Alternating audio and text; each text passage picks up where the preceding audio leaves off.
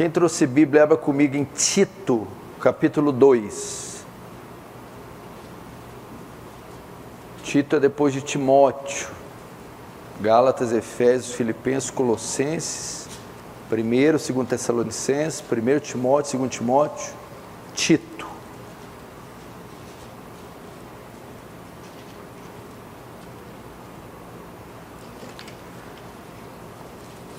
Tito, capítulo 2.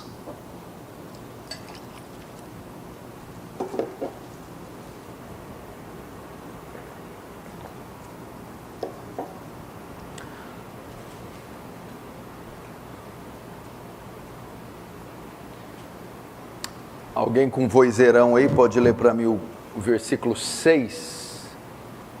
Vou pedir para o Caio Braga ler o versículo 6, Tito 2, 6, lê bem alto aí.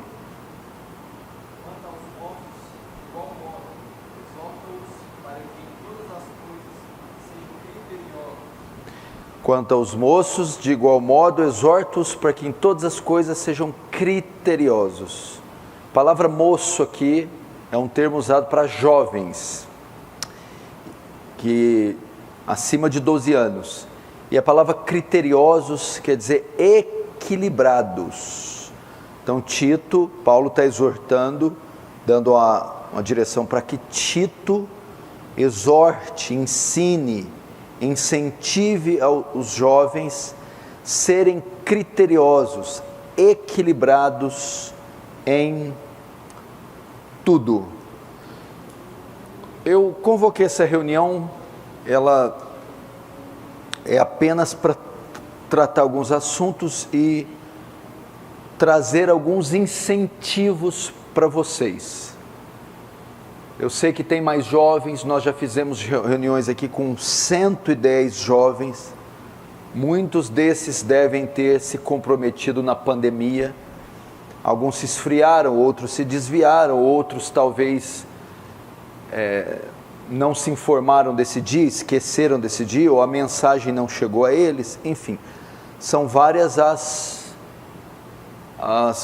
os motivos de alguns terem faltado.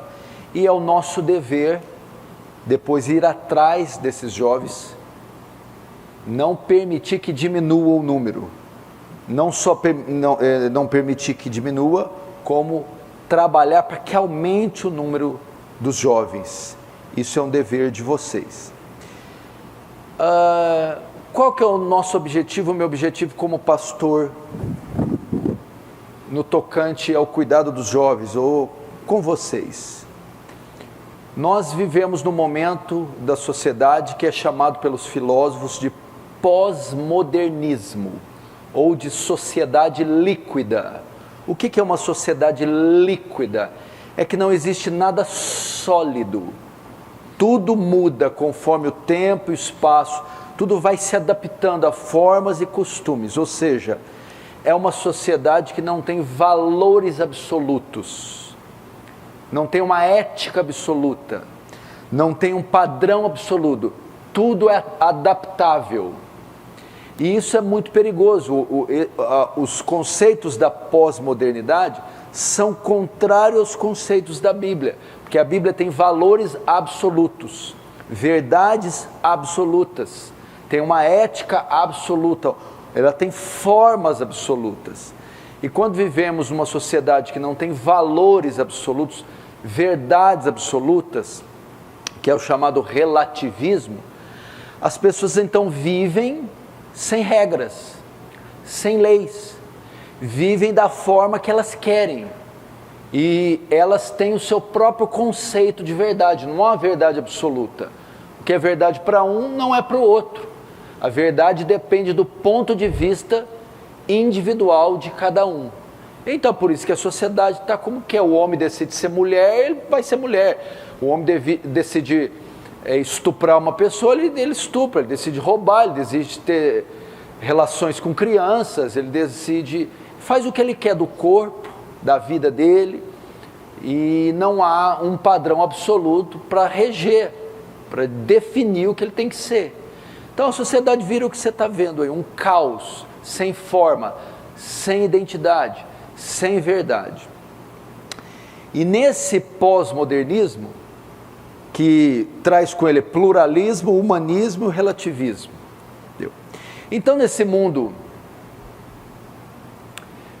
pós-moderno, está a igreja. Esses são os desafios da igreja. Ela está nesse meio aí. Você está vendo os debates na mídia, os debates políticos, eles são sempre ideológicos. Se aprova o aborto, se aprova a pedofilia, se aprova a ideologia de gênero, o casamento homoafetivo. É tudo no campo ideológico. Então, está havendo uma degradação moral terrível e uma inversão de valores terrível. O homem está caminhando ele está se tornando um animal, um monstro, sem limites, sem regras, sem padrões. E a igreja está aqui. E nesse sentido, ninguém é mais bombardeado do que os jovens. É aquele grupo de pessoas que está no seu período de formação. Então é muito interessante para quem isso? Quem está por trás desses postulados, desses conceitos, dessa ética pós-moderna? É claro que é o pai, o criador de tudo isso, Satanás. Por quê? Porque o pluralismo, o relativismo, o humanismo, os desdobramentos do pós-modernismo são pensamentos anti-Deus, contrariam Deus, porque Deus tem verdades absolutas, o relativismo diz que não tem. Deus diz que é um só Deus, o pluralismo diz que são vários. Deus é o centro de tudo, o humanismo diz que é o homem. E aí vai, não se tem regra nem padrões. Isso são conceitos anti-Deus e anticristãos. Quem é o interessado por combater conceitos divinos? Satanás. Satanás está por trás de tudo que é anti-Deus, tudo que é anticristão. Qualquer livro que você lê, notícia que você ouvir, música que você ouvir, pesquisa que você estudar, tudo que trabalha para tirar Deus do seu lugar, para combater, se opor a Deus, é chamado de anticristão. E tudo que é anticristão vem de Satanás. Se uma lei é aprovada para ofender, reprimir, combater a Deus, essa lei vem de Satanás.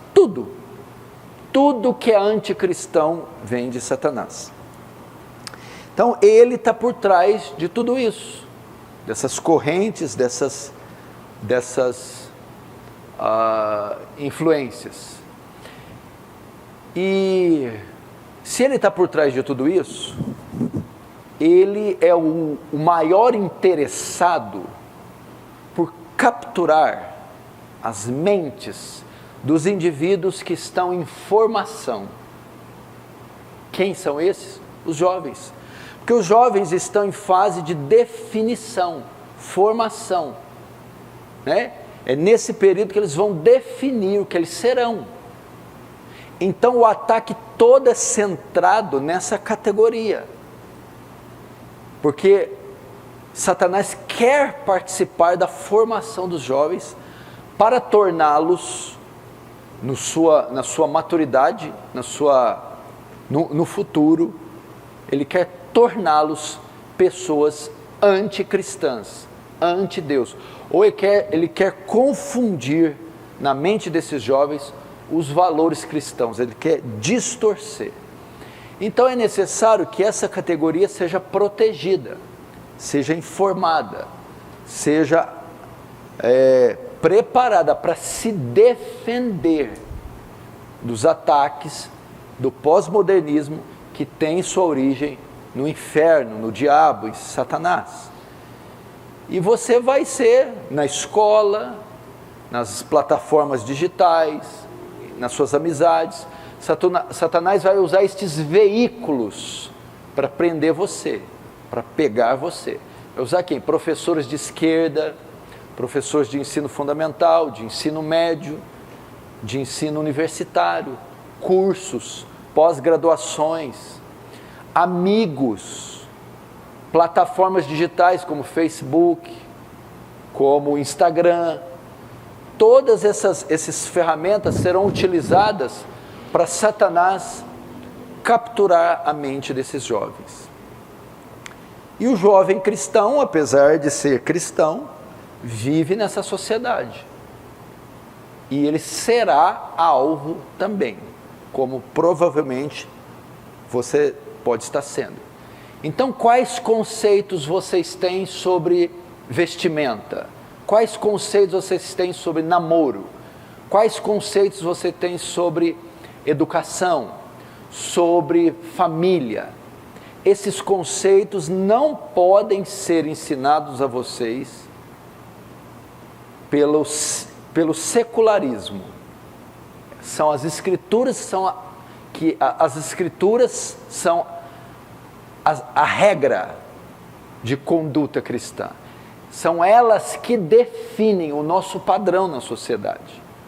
E não os canais de comunicação, e não as universidades, os professores, os amigos, as tendências, a moda. Não é. É a palavra de Deus. Então, 2 Timóteo 3,16 ensina como se posicionar. Abre lá em 2 Timóteo, vocês.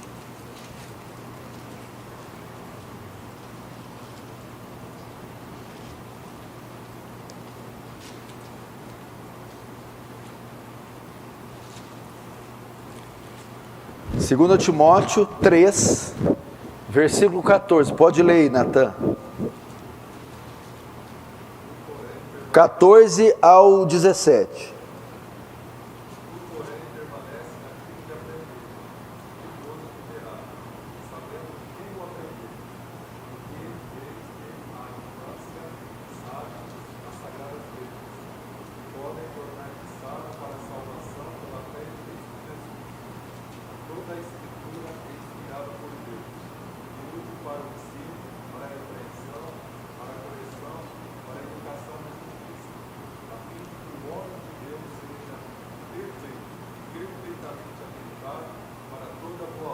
Tá, aqui o texto revela duas coisas. Primeiro, a natureza da Escritura, a natureza, a origem da Escritura, e depois a utilidade da Escritura. Então, primeiro, a natureza da Escritura, ela é divina. Ela veio do céu, não veio da terra. Ela veio de Deus, não veio de homens. A Bíblia é inspirada por Deus. Deus é o autor da Bíblia. Mas ela não é só inspirada. Segundo, a utilidade dela, ela é suficiente, ela é completa. O que é isso? Ela tem absolutamente tudo que nós precisamos para viver nesse mundo. Ela tem todas as respostas que o jovem precisa para a sua formação. Ela é um manual de conduta completo para nós. Então, uma ideia é como nos posicionar na sala de aula, diante de um professor de esquerda, nas plataformas digitais, entre meus amigos, diante dos ensinos ideológicos, das tendências, como me proteger e como me conduzir sem ofender a Deus. Qual a maneira de eu fazer isso? Já que vivemos numa sociedade relativista, que declara que tudo é verdade, ou declara que não há verdade absoluta, como eu vou andar? Onde eu vou me firmar? Onde eu vou basear meus conceitos? Eu estou perdido. Eu não sei, eu acho que a maneira que eu estou fazendo está certa. A maneira que eu me visto, a maneira que eu falo, a maneira que eu me relaciono, como eu penso sobre dinheiro, casamento, sexo, namoro, eu acho que está certo. Como eu faço para saber se está certo ou se não está? Ou como eu faço para me proteger desses conceitos? Ou eu como faço para andar no caminho certo? As Escrituras. É a Bíblia. Você precisa ir para a Bíblia. Ela é divina e inspirada e ela é suficiente. Tem tudo que você precisa para se conduzir nessa terra. Então você deve caminhar, você deve basear seus conceitos na revelação da Escritura. Então, jovem, se você é um jovem cristão, você tem a obrigação de ser um jovem bíblico. O que é ser bíblico? É submeter cada aspecto da sua vida à autoridade da Escritura. Isso é ser bíblico. Submeter cada aspecto da sua vida à autoridade da Escritura. É assim que você anda de acordo com a vontade de Deus, é assim que você se blinda, se protege dos conceitos da pós-modernidade, e é assim que você se protege das investidas de Satanás.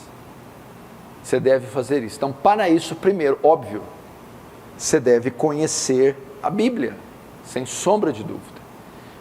Então, a minha mensagem essa noite, a minha conversa com vocês, vai se basear na suficiência das Escrituras. As Escrituras devem ser o manual de conduta cristã jovem. E a pergunta que vai, é assim com você? Você sequer conhece a Escritura? Sabe o que a Escritura fala a respeito de coisas que você tem feito? Como você se conduz, como você se relaciona, como você usa seu tempo, seu dinheiro, seu corpo? Então, você deve imediatamente se sujeitar às Escrituras e começar por um estudo sistemático de Gênesis e Apocalipse. Você tem que conhecer as Escrituras. Senão, você é presa fácil para esse sistema, para essa ideia, para esse conjunto de valores e para Satanás que está por trás de todo esse sistema.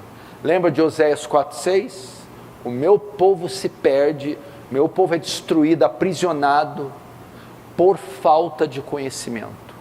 A ignorância aprisiona, o conhecimento liberta, João 8,32. E conhecereis a verdade, e a verdade vos libertará. Então, jovens, nesse sentido, nessa confusão que se tornou o mundo e a nossa sociedade, nesse bombardeio de informação e de lixo ideológico que é despejado todos os dias na nossa sociedade, o jovem tem se perdido, ele tem perdido a sua identidade. Ele não sabe, ele está perdidinho. Ele não sabe o que ele faz. Você conversa, senta com os jovens e conversa. Eles não sabem falar. Eles não sabem pensar. Eles não sabem dar uma definição do mundo. Eles não sabem o que eles querem. Estão vivendo cada dia. Pastor, eu só sei de hoje, amanhã. É impressionante. Os jovens hoje são produtos dessa sociedade. Eles não sabem. Eles estão com as emoções todas abaladas, desestruturadas. Eles perderam o senso crítico. Eles não conseguem fazer juízo de valores das coisas. Então aí. E você não pode se dar ao luxo de permanecer assim. Você tem que ir imediatamente para a Escritura para redescobrir qual é o seu papel na sociedade. Você tem que se perguntar, por que eu nasci? Por que eu existo? Para que eu sirvo? Qual o meu papel nesse mundo? Na sociedade que eu vivo? No corpo de Cristo que é a igreja? Por que eu vi o mundo? Qual que é o sentido da minha vida? Tem jovens que não tem. É comer, dormir, pecar e vai vivendo os dias. Tem que haver um redescobrimento da vontade de Deus para a sua vida, do sentido da sua vida. E isso tem que ser feito agora e tem que ser feito imediatamente. Senão vamos correr o risco de perder uma geração inteira para Satanás. Não só perdê-la aqui na terra, perdê-la no sentido que esses jovens se perderão em drogas, em conceitos anti-Deus, em ateísmo, em apostasia, e se envolverão com os piores tipos de pecado, como também perderemos eles para o inferno eterno, para a condenação. Então é muito importante que você se posicione. Então eu vou né, traçar aqui alguns princípios bem básicos, porém essenciais, para como o jovem se define na sociedade que ele vive. Como você se define? Primeira coisa, estou falando a jovens cristãos. Primeira definição, você precisa se definir com relação à sua conversão. Você precisa saber se você é crente, se você é salvo. Veja só, conversão, fé, cristianismo, salvação, não é só uma coisa, não é uma coisa subjetiva. Nós, quando nos convertemos, nós nos integramos em um outro reino, uma outra cosmovisão, uma nova ética. Nós passamos a fazer parte de um outro reino, que tem outra perspectiva, outra lei, outra forma de pensar, de agir e de ver o mundo. Começa aí. Essa é a razão de muitos jovens estarem perdidos e não conseguirem se identificarem com a fé, estarem sendo vítimas da pós-modernidade. Qual é a causa? Não são convertidos. Não foram transferidos do reino das trevas para o reino da luz. Não se integraram em um outro universo, em um outro reino, com outro pensamento, com outros costumes, com uma outra cosmovisão. E por que isso não aconteceu? Não houve metanoia, não houve conversão, não houve transformação. O que a conversão faz? Sexo antes do casamento, drogas, essas práticas todas, relacionamento de pessoas do mesmo sexo, desobediência à pais, são conceitos de uma mente caída, da mente do mundo, do ímpio. Como é que vocês vão ter a mentalidade cristã, a mentalidade correta? A mente de vocês tem que ser transformada. Vocês precisam da mente de Cristo.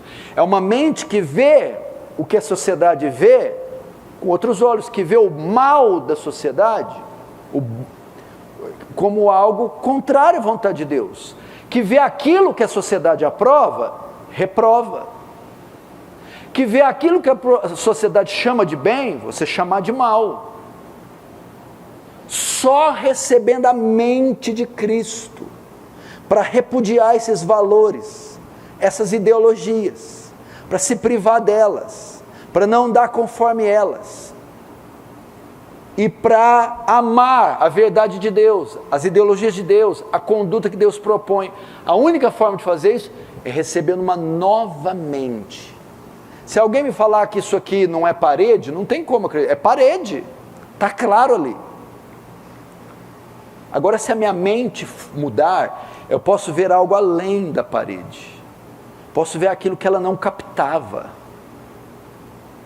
Então, é preciso haver uma mudança de mente. Paulo diz que o crente tem a mente de Cristo. O que é isso? Os pensamentos, os conceitos, a ética, a razão é a mesma de Cristo, é espiritual, ou seja, vê além do que a sociedade vê. Agora, como você recebe uma nova mente? Só com a conversão. Por exemplo, aqui entre nós tem um monte aqui que não é convertido, seguramente. Vocês não vão entender o que eu estou falando. Vocês não vão entender.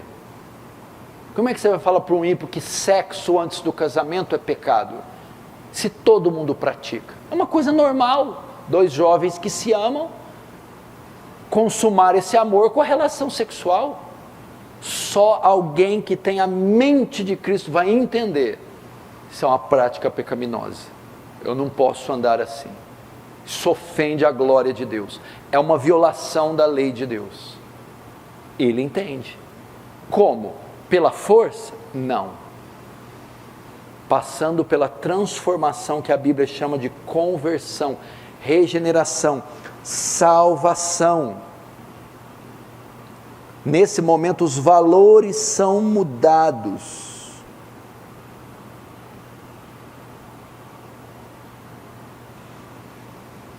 Agora, a minha pergunta é: você que está aqui,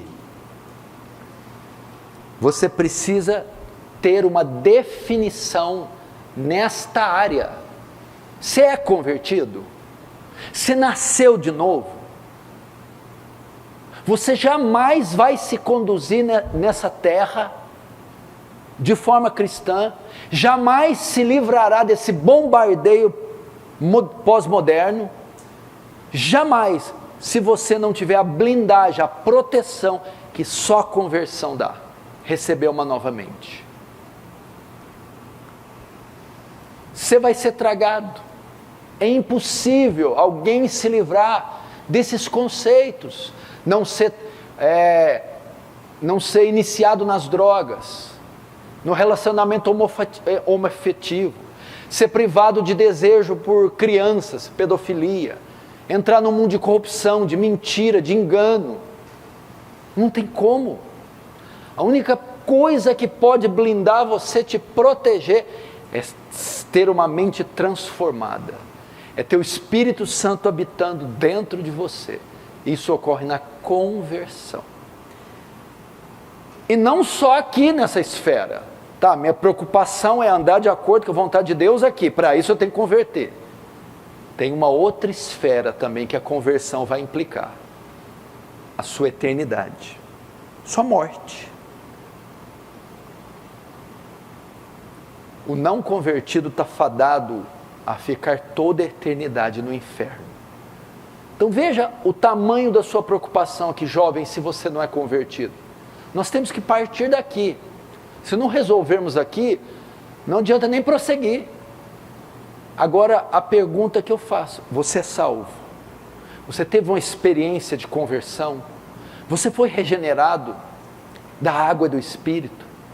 Deus deu um novo coração, você é uma nova mente, você ama Cristo mais que tudo na sua vida, tem a justiça dele como a sua a prática de vida diária, você odeia o mal, repudia o pecado e as práticas anticristãs, ou não? Você ainda está morto em seus pecados, você é um homem que vive segundo o Deus desse século. Consequências: vai prejudicar você durante toda a sua vida aqui. E segundo, vai te levar ao lago de fogo, que é o inferno. Vocês devem buscar a conversão. Estou falando, claro, aqueles que não são. Como eu sei que eu sou ou que eu não sou? Faça o teste da salvação. A primeira carta do apóstolo João é um teste de salvação. Lá está definido características do salvo, testes de um salvo. Leia aquela carta. Se você tem aquelas características, você é salvo. Se você não tem, você não é. Leia as bem-aventuranças, são 8 características do crente, são testes da salvação. Você tem as 8, você é salvo. Se você não tem, você não é salvo. Se você testar e perceber que você não é salvo, busque a salvação, busque a conversão. O reino precisa tanto de soldados, sua família precisa tanto de você, Cristo precisa tanto de você, e no estado de inconversão, você não pode ajudar em nada o reino de Deus, nada. Aliás, você é pedra de tropeço para o reino. Então o primeiro passo é a conversão, que tem benefícios nessa terra, como te protege do mal, te faz caminhar no bem, e benefícios no outro mundo, do outro lado da eternidade. Te conduzirá à vida eterna, te livrará do inferno. Segundo, primeira conversão. Segundo, dever do jovem, o amadurecimento espiritual. O amadurecimento espiritual. Em Lucas diz assim, que o menino Jesus Cresci em graça, conhecimento e em estatura diante de Deus dos homens. Então tá, aqui fala de estatura, crescimento biológico. Está falando do menino, ele é jovem. A idade ali mais ou menos de 12 anos. Enquanto ele crescia biologicamente, estatura. Ele também crescia em graça e conhecimento espiritual. Então o físico e o espiritual cresciam juntos. O que significa? Jesus ia amadurecendo como homem, amadurecendo o físico dele, ia amadurecendo também a sua parte espiritual, ele ia desenvolvendo a sua parte espiritual. Uma vez confirmada a conversão, tanto de quem não era vir a ser, ou de quem já era e continua sendo, nós temos que agora amadurecer espiritualmente. Como nós amadurecemos? Primeiro, temos que amadurecer no nosso conhecimento. A nossa fé, quando eu falo fé, a nossa fé professada, o cristianismo, ele é racional. Ele precisa de razão, ele precisa ser compreendido. Então, veja só, vocês têm que avançar, amadurecer, crescer no conhecimento. No conhecimento do quê? Conhecimento bíblico, conhecimento doutrinário e conhecimento teológico. Os jovens não sabem nada de Bíblia. Quem pode levantar a mão para mim e falar quais tribos faziam parte do reino do sul, quais tribos faziam parte do reino do norte? Quem pode me falar 5 reis do reino do sul e 5 reis do reino do norte? Quem pode me falar 3 profetas do pós-exílio? E me fala 3 antes do exílio. E me fala um só que profetizou no exílio, no cativeiro babilônico. Fala para mim os 5 livros de Moisés então, vai, o Pentateuco. Está vendo? Quem foi o primeiro rei de Israel? Está vendo? Quais eram os profetas maiores e os profetas menores? Está vendo? Quem veio primeiro, Moisés ou Jó?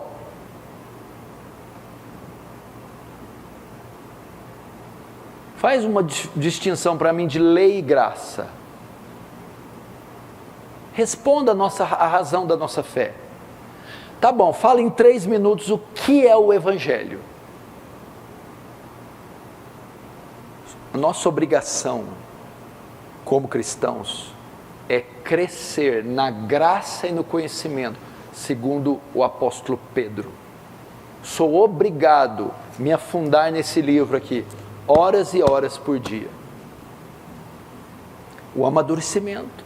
Não pode você estar 10 anos na igreja, eu não sei nada de Bíblia. Quantos versículos você sabe de cor? 500? 400? 130?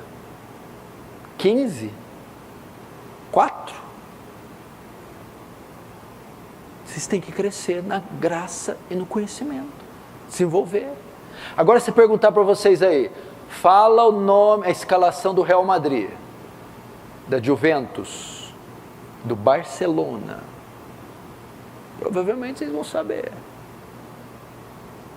Daí, fala aí o nome das artistas teens, alguma história de ficção, vai ter decorado inteirinha. Então, não é incapacidade, é preguiça, é indolência, é desinteresse. Esse livro aqui é retrógrado, é chato, tem que ficar lendo. Não. A Bíblia diz que o crente, ler Bíblia para crente é hobby, ele ama. Salmo 1, bem-aventurado aquele que não anda no conselho dos ímpios, não se detém no caminho dos pecadores, nem se assenta na roda dos escarnecedores. Antes, tem o seu prazer na lei do Senhor. E na lei do Senhor, Bíblia, medita de dia e de noite. Eu queria que a mãe de vocês me procurasse, pastor, tem uma coisa estranha com meu filho, o que foi? Uai, ele fica trancado no quarto, tá, mas fazendo o quê? Ele fica lendo Bíblia. Ah, mas é bom ler a Bíblia. O que tem de mais? Não é que ele fica 2, 3 horas lendo a Bíblia. Eu ia dizer para ela, nossa, que problemão, hein, irmã? Seu filho é um sério candidato a ser um profeta, um pastor, um teólogo. Quem sabe até um substituto de Jonathan Edwards. Vai ser esse o problema que você vai dar para sua mãe. Você pode correr o risco de ser um avivalista, marcar sua geração. Não. Talvez ele fica 3 horas lá lendo outra coisa. Talvez o que ele fica vendo nem lê muito, só tem foto. Perigoso isso.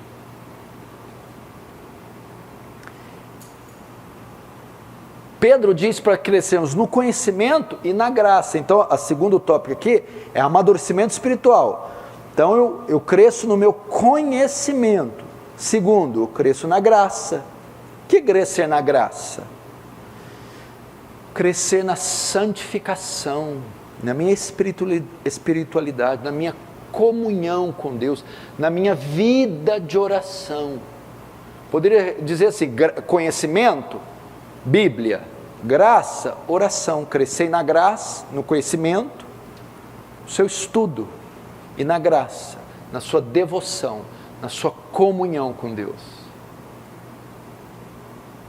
É o que está em Romanos 8, 29. Todas as coisas cooperam para o bem dos que amam a Deus, para que sejam conformes à imagem de Cristo. Sejam conformados, moldados à imagem de Cristo. Crescer na graça é ser moldado à imagem do Senhor Jesus. O que quer dizer esses textos, esse segundo tópico meu? É que você, cada mês que passa, tem que se parecer mais com Jesus. Quando você se converte, você é uma bola de barro. À medida que vai passando, o alvareiro, o oleiro, vai pegando aquele barro e vai trazendo forma a ele. Cada semana está melhor. E que forma? A forma de Jesus. Não pode você ter se convertido há um ano e estar aquela bola de barro até hoje, sem forma. Passa 2 anos sem forma. Não. Você está investindo em conhecimento, em leitura, em doutrina, em teologia, e orando, e buscando, e se santificando. Aquela bola vai se tornando um vaso, uma coisa bela. Mas qual que é a semelhança desse vaso, pastor? Semelhança de Cristo. Não do poder, da glória de Cristo. Não é isso. É do caráter de Cristo. Então esse é seu dever. Amadurecer nessas 2 horas. Essas 2 áreas.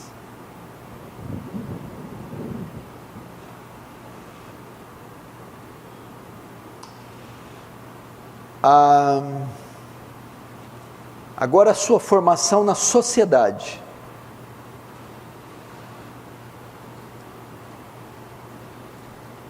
O que a Bíblia ensina para nós, como cristãos, na sociedade que nós vivemos? Presta atenção. A sociedade ensina assim: criança, da criança, puberdade, adolescência, juventude, fase adulta. Isso é um conceito freudiano na Bíblia. Criança, adulto. Não tem essa transição ridícula. Não existe adolescente na Bíblia. Na minha infância, quando eu era pequenininho, uma menina menstruava, já era chamada de mulher no outro dia. Já era uma mulher. Essa definição veio das ciências sociais, da psicologia, 200 anos para cá. E rotulou o menino que tem 13, 14, 15, 16 de adolescente. E adolescente é o quê? Inconsequente, inconstante, aborrecente, não sabe o que é, chato, vira aquela coisa ali. Aí chega com 20 anos de idade, ele continua acordando meio-dia, ele continua jogando videogame o dia inteiro, ele continua sem fazer nada. Por quê? Porque é um conceito da cultura ocidental, que veio da psicologia. Na Bíblia não. Nascia era criança, lembra?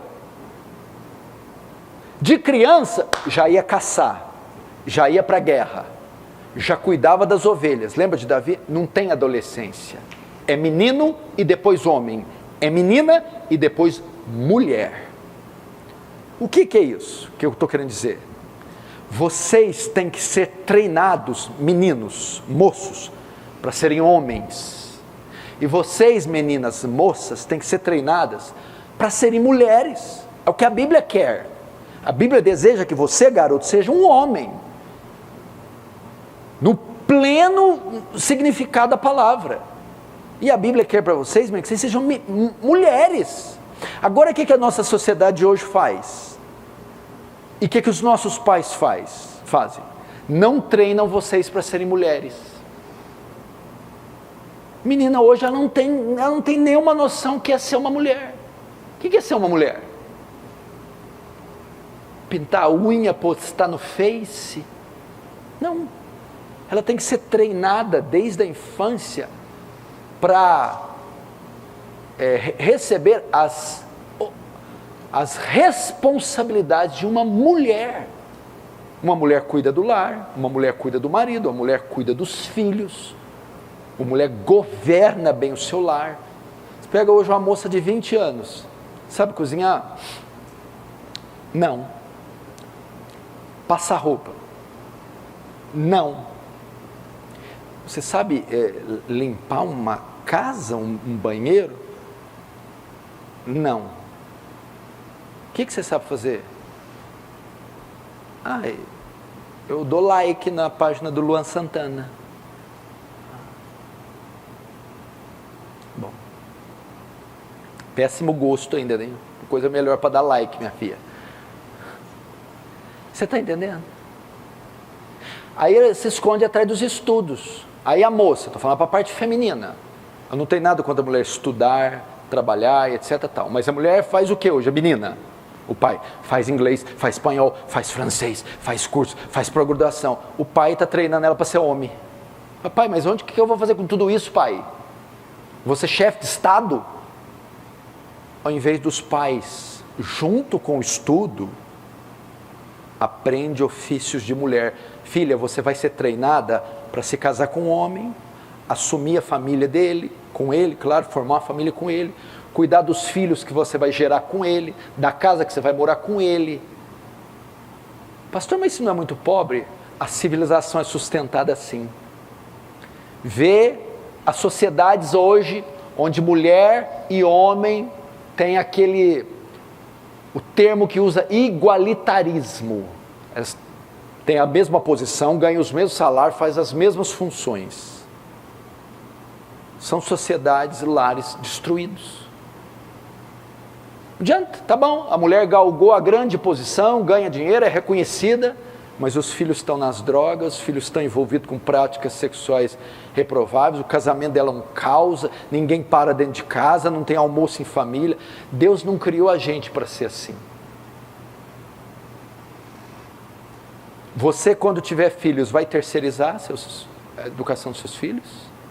A minha mulher, quando casou comigo, ela era fisioterapeuta formada e estava no 3º ano de medicina. Nós tivemos 2 filhos. Ela teve que deixar tudo. Porque eu jamais vou deixar qualquer um educar os filhos que são meus. Nem a avó deles, que é a minha mãe, nem qualquer parente, nem alguém contratado. Você já viu vídeo de babá espancando criança? Você gostaria que fosse o seu? Ou que fosse abusado sexualmente? Ou que a formação dos meus filhos viesse de outro e não de mim?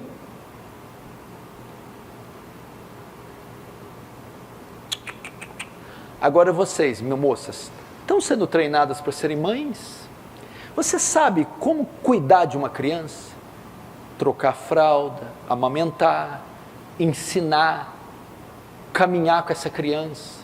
As meninas não sabem. Não é porque elas não querem, é porque elas estão bombardeadas com esse feminismo. Não, mulher tem que ser chefe de Estado, governadora, prefeita. Mulher tem que arrasar, tem que ganhar bem. E tem que ter filho sem marido. Faz o filho, chuta o marido, mora sozinha, minha independência. Viva as mulheres! Ai, que caos! Que caos! E talvez por causa dos pais. O pai fica colocando, faz. Não é assim. Mulher pode estudar? Pode. Fazer outras línguas? Claro. Esses direitos têm que ser dados às mulheres, isso é excelente. Pode até trabalhar fora, se ela não comprometer o seu lar, pode.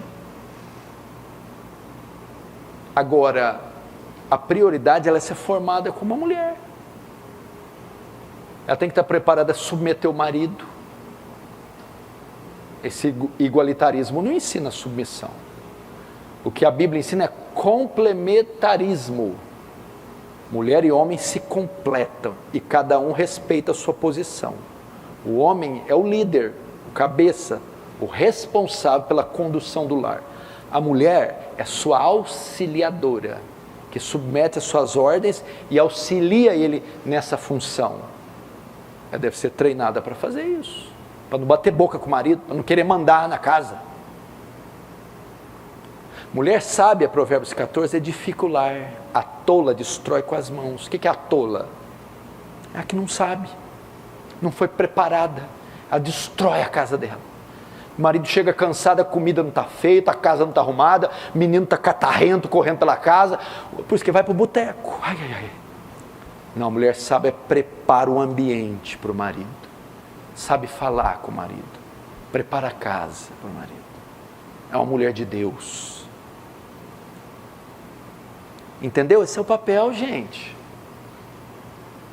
Quero ter meus direitos. Você pode querer, mas você vai estar contrariando a palavra de Deus. Você pode estar ajudando a destruir uma civilização.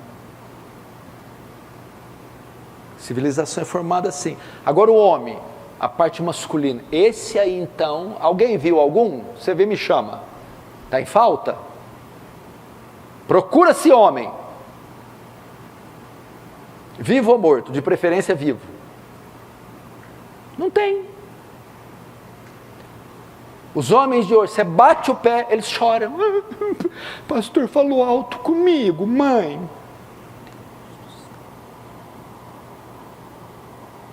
Eu vou lá no tirar sangue, recentemente eu fiz um monte de exames, a mulher disse, você quer sentar ou deitar? Não, para quê?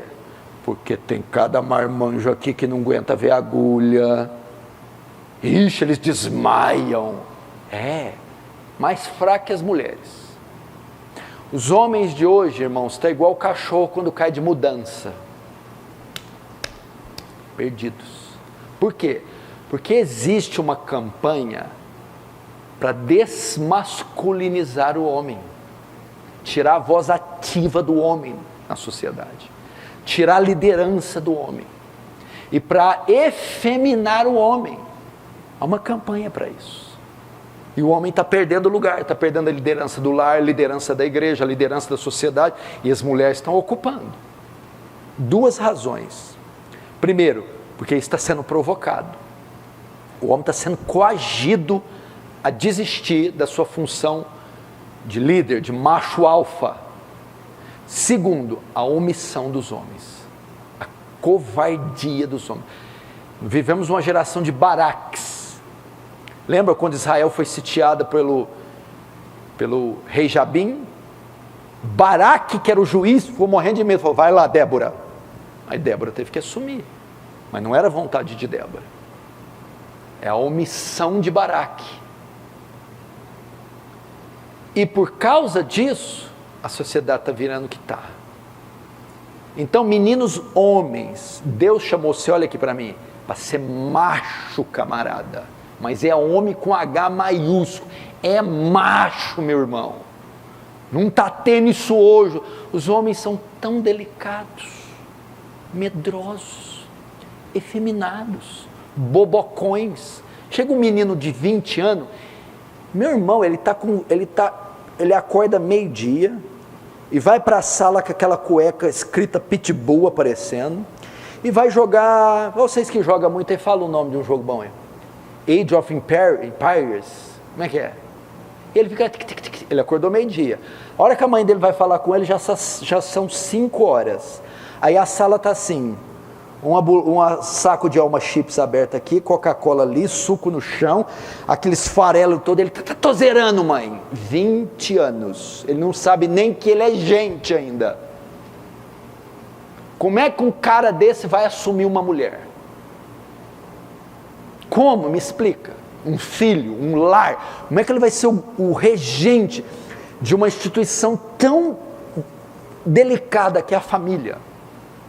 Então o seu principal papel, estudar, trabalhar, ganhar dinheiro, essa coisa toda, tudo entra no pacote, é saudável, mas é se preparar para ser um homem, um macho alfa, o líder. E ser homem na Bíblia compreende 4 características. Se não tiver essas 4, você não é homem. O homem bíblico. O homem bíblico é o sacerdote, o profeta, o provedor e o protetor. Pelo menos 4 características da masculinidade bíblica. Você tem que ter e começar até agora. Primeiro, o sacerdote. Quem era o sacerdote? Era o homem que ia diante de Deus a favor do seu povo. Ele representava o povo diante de Deus. Ele mediava, pegava os pedidos do povo, o pecado do povo e apresentava. Era a função do sacerdote. É a função do homem. Ele é o responsável espiritual pelo seu lar. É ele quem apresenta a sua família diante de Deus. É o intercessor, é o mediador. Ele deve ser um homem espiritual, um homem de oração, um homem de leitura, um homem que conduz sua mulher e filhos. Ele é o sacerdote, é o termômetro espiritual do lar. É ele que tem que ver a condição da mulher, a condição espiritual da mulher, a condição espiritual dos filhos. Ele é o intercessor da casa. Ele está pronto para assumir a responsabilidade espiritual da mulher e dos filhos. É o sacerdote. No dia do julgamento, Deus vai pedir conta da mulher e dos filhos para ele. Cada um será julgado pelos seus pecados e cada um terá a sua vida provada pelo fogo, de maneira individual. Mas há um sentido que pais e maridos darão conta de mulher e filhos. Ele é o sacerdote. Você, menino que quer namorar, que quer casar, que quer uma garotinha, você está preparado para assumir você está preparado para assumir a responsabilidade espiritual da sua futura esposa? Você é um intercessor, você é um homem santo, um homem de Deus. Segunda função da masculinidade bíblica, o marido também é o profeta. Se o sacerdote ia diante do povo, pegava os pedidos e depois ia diante de Deus, o profeta é o contrário. Ele vai diante de Deus, recebe a mensagem e comunica com o povo. Qual que é o profeta? Essa segunda função da masculinidade bíblica. É dever do homem discipular, ensinar a Bíblia para a sua família. Primeiro ele vai diante de Deus, ele gasta tempo com a Bíblia. Ele se debruça nesse livro horas e horas. Ele se gasta em oração. Então quando ele colhe a mensagem, os princípios, depois ele leva para mulheres e filhos. Ou seja, a responsabilidade do discipulado da mulher e dos filhos, da evangelização da mulher e dos filhos, é do pai e do marido. Você, moça, você quer casar também. A pessoa que você está gostando, ou que você está flertando, tem isso aqui? Ou é só bonitinho? Se não tem, cai fora. Esse rapaz dá conta de ter responsabilidade pela sua vida espiritual? Ele vai te conduzir espiritualmente? Ele vai ser um intercessor? Ele é um homem temente a Deus que anda com Deus? Segundo, ele é um estudioso das Escrituras, ele está pronto para te ensinar a doutrina, a teologia, a Bíblia? Pastor, menino, não tem nada disso não. Sai fora.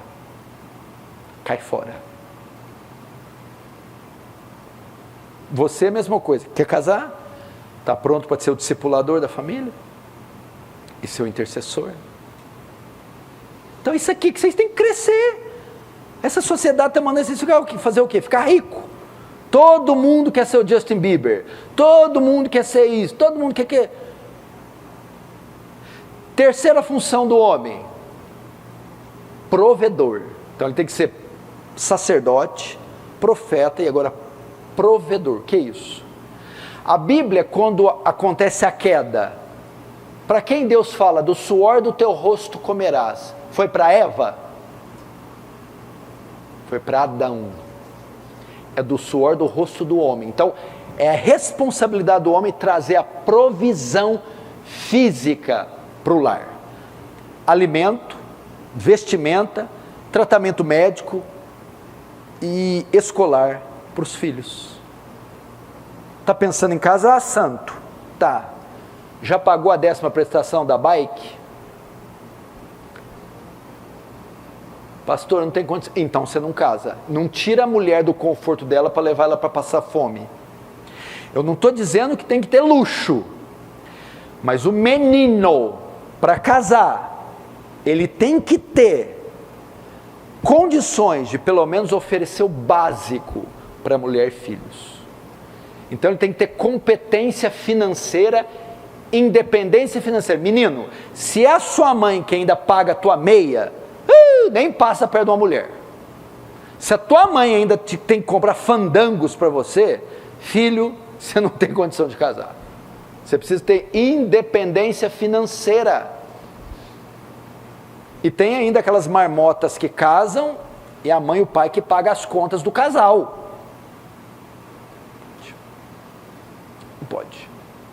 Ah, pastor, meu trabalho ganha pouquinho. Trabalho é 2. Ah, pastor, meu trabalho se aperfeiçoa, faz curso, seja promovido. É o provedor. Então, tem casos que a mulher trabalha também, ajuda também, ela pode até fazer, mas não é responsabilidade dela. Não cai sobre as costas dela. Quem tem que pôr comida em casa, saldar as dívidas e dar condição é o homem, e não a mulher. E hoje a gente está vendo várias situações que o homem ganha mais que a mulher, e algumas que o homem trabalha, a mulher trabalha e o homem fica em casa de avental e lenço. Você não vai ser um desses não, né? Imagina ela chegando com o carro, e aí meu amor, e ele, oi, eu já estou fazendo a batata. Misericórdia! Se você tiver um desse, me chama, deixa ele passar uma semaninha comigo, esse camarada. Lustrou o chão direitinho, meu amor? Sim, meu amor, sim. Jesus de Nazaré. E por último, ele tem que ser o protetor. O que é o protetor? Olha só, sacerdote, profeta, provedor. Protetor é o que se coloca, aquele que se coloca entre a sua família e o perigo que ameaça. Então está aqui o perigo que ameaça e está aqui a família. O homem está no meio. É o responsável por defender a sua família física e espiritualmente. Ele tem que ser o protetor. Lembra de Moisés quando foi beber água em Midian, e as filhas de Jetro estavam lá e veio uns ladrões para abusar delas? Moisés se levantou com a vara, deu uma surra nos 4 e botou para correr. É a função do homem exercer proteção física. O camarada tem que ser macho. Se for para alguém ser tocado na sua família, você é o primeiro. Se for para alguém ser agredido, você é o primeiro. Você tem que ter condição de proteger a sua família. Você já viu essa situação quando acontece um burburinho na porta da casa, aí o marido lá, vai lá meu amor resolver. Ela pega a vassoura e ela vai. Ela quase voa com a vassoura. E a marmota fica lá dentro, morrendo de medo. Você tem que se preparar. Tem pessoas tem homens que às vezes não nascem com a constituição física privilegiada. São muito baixos, muito magros, muito medrosos, etc. Como é que eu faço desse jeito, pastor? Olha o meu tamanho, olha o meu peso. E aí, como é que eu vou proteger minha família? Tem maneiras de resolver isso. Você pode entrar numa academia, você pode fazer uma arte marcial. Eu, por exemplo, faço jiu-jitsu. Vem para cima para você ver. Você pega, por exemplo, o jiu-jitsu. É uma arte que não importa peso nem tamanho. Quem dominar a técnica vence. Pronto. Eu já usei alguma vez? Sempre orei, Deus, que eu nunca preciso usar a minha força física. Em 23 anos eu nunca usei e espero nunca usar. Mas estou preparado. Toca na minha mulher e nos meus filhos para ver. Ah, vocês vão ver o outro pastor Paulo. Vocês vão ver. Você já viu o Hulk quando fica bravo? Só não sei se eu vou ficar verde, mas... Proteção. Só que não é só física. Então tá lá, ele tem que proteger. Então a ideia é assim, ele não pode se ausentar muito, ele tem que estar sempre próximo de casa. Se ele vai viajar igual eu que viajo muito, providencia alguém para guardar a família. Tem que estar sempre monitorando, preservando a integridade física da mulher e dos filhos, sempre. Então ele age de maneira preventiva para protegê-los. E quando acontecer uma situação que for até as vias de fato, ele tem que estar lá. Opa, na minha mulher, nos meus filhos, não. Segundo, a proteção espiritual. Porque quem ataca a sua mulher e filhos vai atacar, não é só pessoas, também são espíritos. É aquele que se coloca entre a família e os demônios. É o intercessor. É o que vai se colocar à frente. É o que vai ver que o filho está sendo assediado. Isso aqui é coisa espiritual. Ele vai clamar a Deus: Senhor, livra meu filho. Porque está sendo assediado e eu estou vendo. São forças malignas. A minha mulher, tem algo acontecendo aqui. O inferno está invadindo a minha casa. Ele é o termo. Ele é que vai dizer: fora, Satanás. Qual mulher quer casar com desse? Diz amém aí. Essa é a terceira.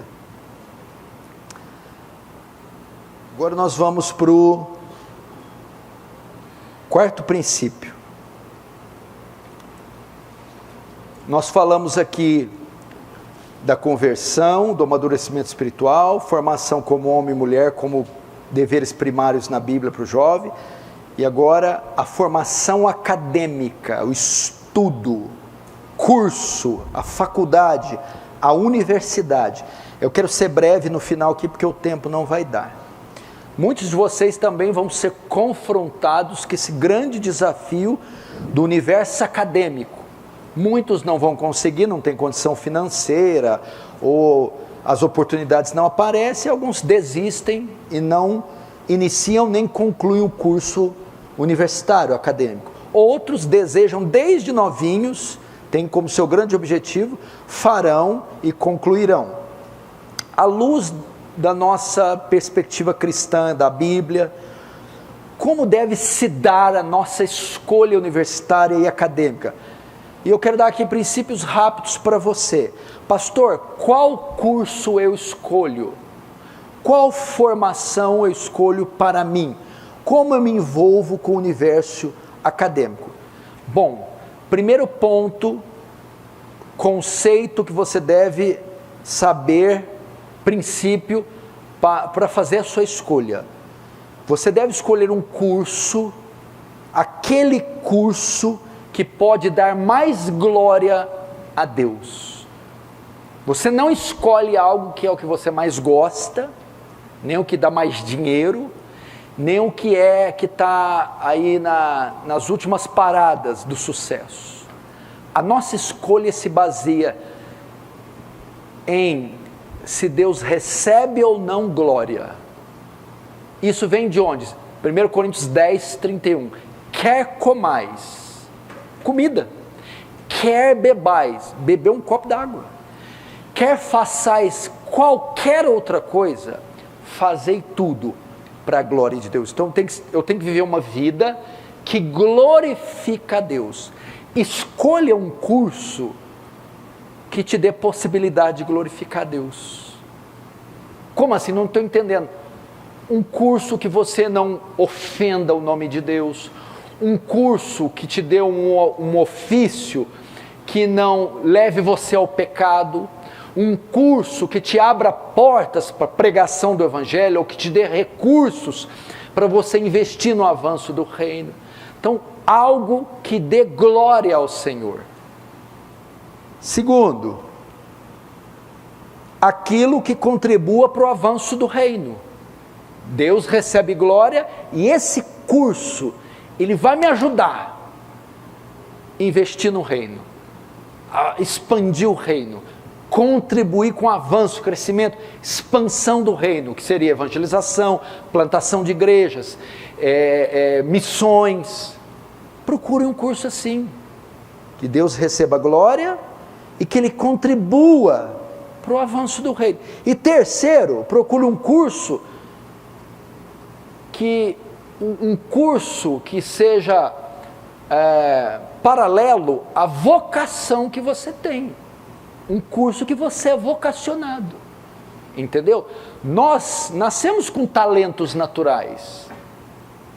Procure um curso que atenda esses talentos, que some com esses talentos. Entendeu? E eu acredito que esses 3 princípios são muito bons para a escolha do seu curso. Aquilo que vai dar glória a Deus, aquilo que vai contribuir para o avanço do reino e, óbvio, aquilo que é compatível com a sua vocação.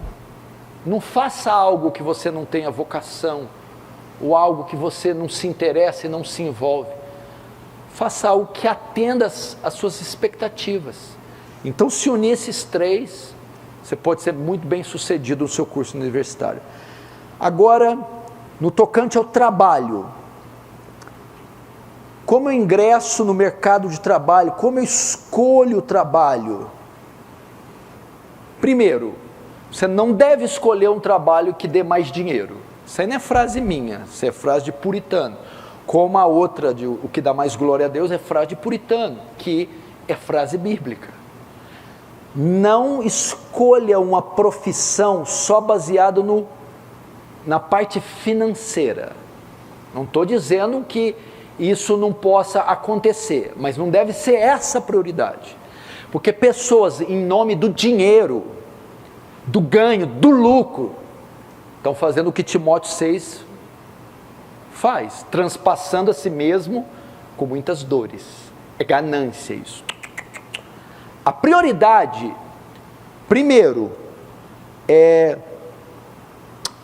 deixa eu ver. Um trabalho que não me leve ao pecado. Um trabalho que contribua para a minha pureza. Você deve escolher isso. Um trabalho que não comprometa sua relação com Deus, sua comunhão com Deus, sua aliança com Deus. Isso tem que ser a prioridade. Um trabalho que não te leve ao pecado. É igual... Tem alguém desempregado aqui? Levanta a mão. Ninguém. Alguém desempregado? Tem alguém que gostaria do emprego que pudesse ganhar um pouco melhor? Levanta a mão. Eu achei para você. O salário é R$5.000. Você vai ser um barman. Você aceitaria? O salário não é bom? Mas você não pode. A proposta é muito boa, mas não é um ambiente onde eu vou glorificar a Deus, nem tampouco manter minha pureza. Então vou abrir mão dos 5.000. O dinheiro então não é mais importante, entendeu? Barman seria trabalhar numa boate cheia de mulher dançando sem roupa e você servindo drinks, 5 pau por mês. Ó, que beleza. Não pode, não dá. Aqui não dá para eu glorificar o meu Senhor e nem para manter minha pureza. Então o dinheiro não é mais importante. Um trabalho que glorifica a Deus e que te livre do pecado. E terceiro, busque capacitação. O que é o problema dos jovens hoje? Muita gente que vem aqui em Franca não consegue bons empregos porque não tem formação. Você precisa se especializar. Você precisa buscar capacitação. Entendeu? Então, você tem o seu ofício, esse ofício seu tem graduações, pós-graduações, melhore, avance dentro do seu ramo, do seu ofício. Esse não tem nenhuma perspectiva. Ah, pastor, eu sou empacotador do Irmãos Patrocínio.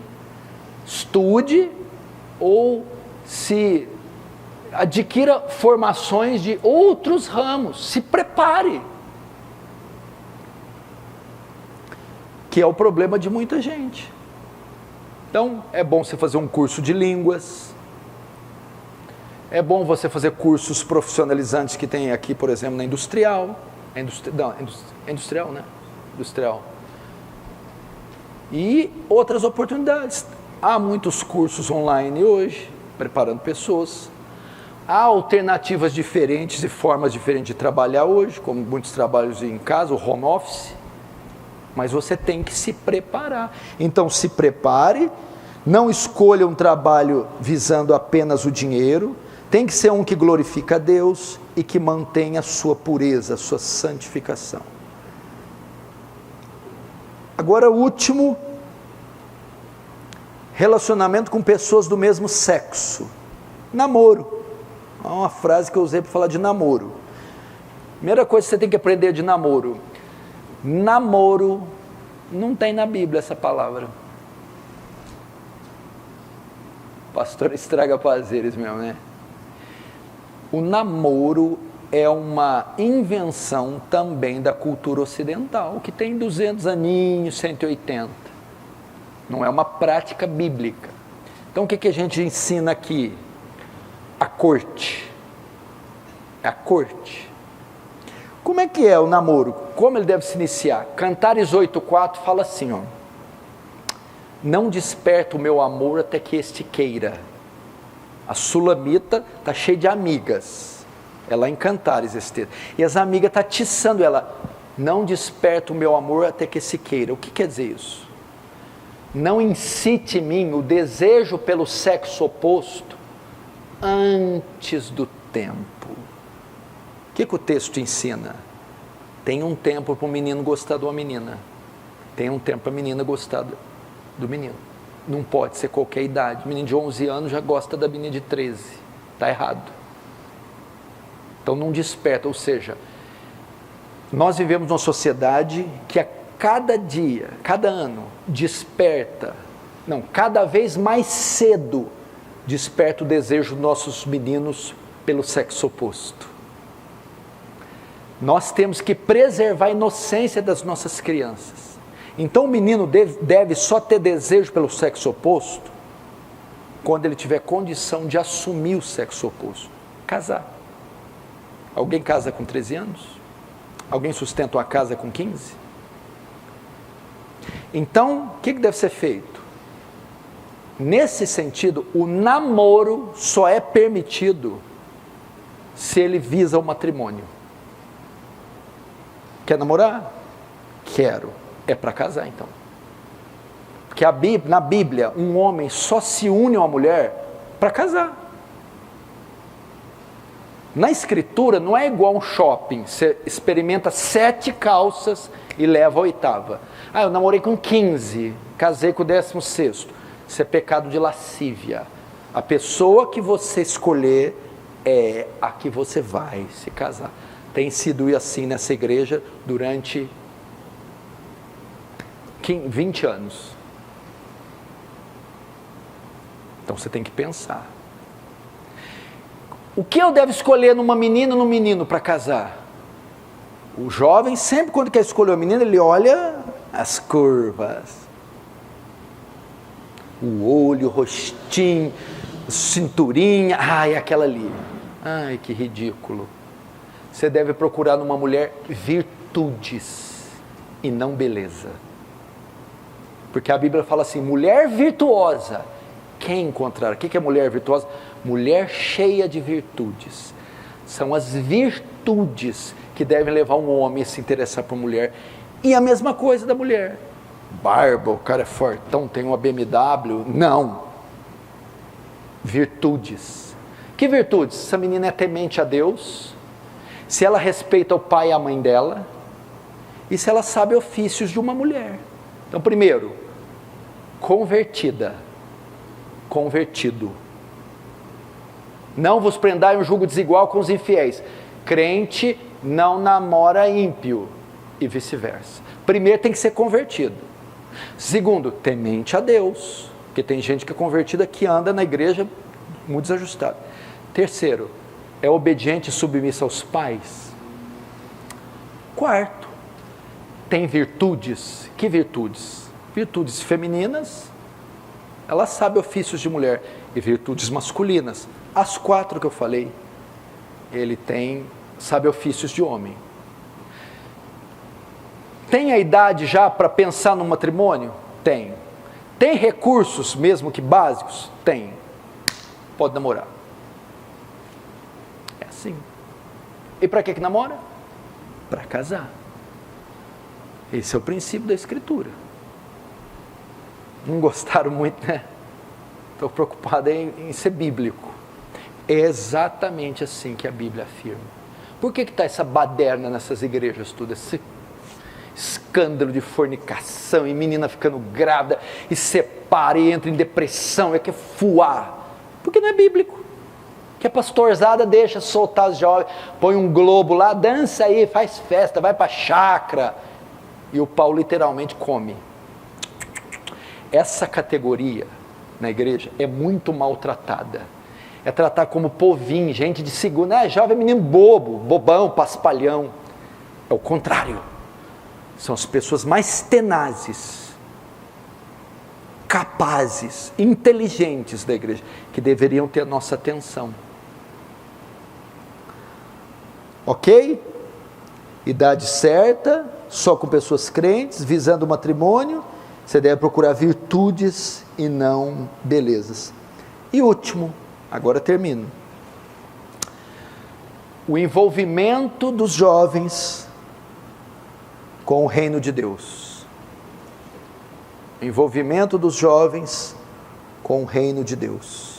Jovens, se envolvam com a igreja. Se envolvam com as atividades da igreja. O reino, o que é o reino? O reino de Deus são os interesses de Deus. É o que envolve a igreja, o evangelismo, o culto, as missões, o trabalho social, as visitas. Isso tudo está dentro é o escopo do reino de Deus. É a mentalidade de Deus, é o reino. Se envolva, entre nesse reino. Primeiro, participe das atividades. A igreja não tem atividade só domingo. Participe da reunião de oração. Participe do culto de comunhão. Venha na escola dominical, que vai retornar o ano que vem. Vá nas reuniões de pequenos grupos, culto familiar, quando tem na casa de um irmão, comunhão de outro, aniversário de outro. Quando tiver a limpeza, venha limpar a igreja. Quando tiver um bazar, contribua, eu tenho isso para dar para o bazar. Não, eu quero ajudar a vender no bazar. Eu quero limpar a igreja depois do bazar. Se envolva com os interesses do reino, com as necessidades do reino. Evangelismo. Evangelize. Junte-se com outros jovens, vamos evangelizar em algumas casas. Vamos no colégio. Se envolva com isso. Que mais? E também, por último, candidatem-se ao ministério. Vocês têm alguma vocação?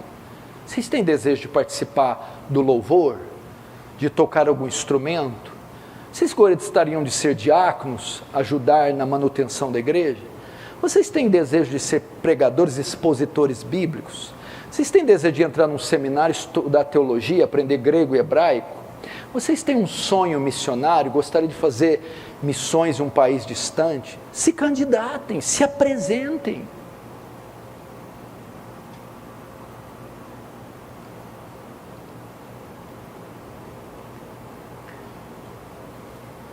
É isso que Deus espera de vocês. Então, definam a conversão de vocês, amadureçam espiritualmente com conhecimento e com espiritualidade. A prioridade é das moças se formarem como mulheres, jovens como homens. Escolha o curso acadêmico baseado na glória de Deus, o trabalho naquilo que te priva do pecado, o relacionamento com pessoas de sexo oposto, na hora certa, visando o casamento. Por último, se envolva com as questões do reino. Nós vamos entrar em dezembro, férias tal, tá bom então. Até o final do ano, vocês vão ler 2 livros. Um livro da Bíblia e um livro escrito por um autor cristão. Vocês vão fazer comentários e resumos para mim e vão me entregar no final do ano. Livro da Bíblia, vocês vão fazer um estudo, comentário de Eclesiastes. Eclesiastes é um livro de Salomão. Eclesiastes. Ok? Leitura para você começar ler bem lentamente, versículo por versículo. É um livro poético, não é um livro histórico, então cada versículo tem um ensinamento muito profundo. Então você vai estudando um por um, anotando. E o segundo livro, você vai ler esse aqui, As Firmes Resoluções de Jonathan Edwards. É um extraordinário livro. Vai mudar a sua vida. Seguramente vai mudar a sua vida. Então eu recomendo para você As Firmes Resoluções de Jonathan Edwards, escrito pelo Dr. Steve Lawson. É a sua leitura. A gente vai pedir, eu já pedi 70 livros desse livro aqui, está entre 35 e 40 reais, mas nós conseguimos a 20 reais por pessoa, preço de custo. Vai passar para você a preço de custo. Então já vai juntando um dinheirinho, já vai falando com seu pai, quando chegar você já pega, ok? Deve chegar aí em 10 dias, o livro não é muito grosso, vai mostrar as resoluções que Jonathan Edwards fez com 19 anos. Ele decidiu viver para Deus como nenhum outro homem da sua geração. Então vai falar sobre piedade, santidade, oração. É um espetacular livro. Ok? Então, até 31 de dezembro, Eclesiastes, com comentários e resumos. E As Firmes Resoluções de Jonathan Edwards, com comentários e resumos também. Vamos ficar de pé, pedir para o Fábio orar para encerrar.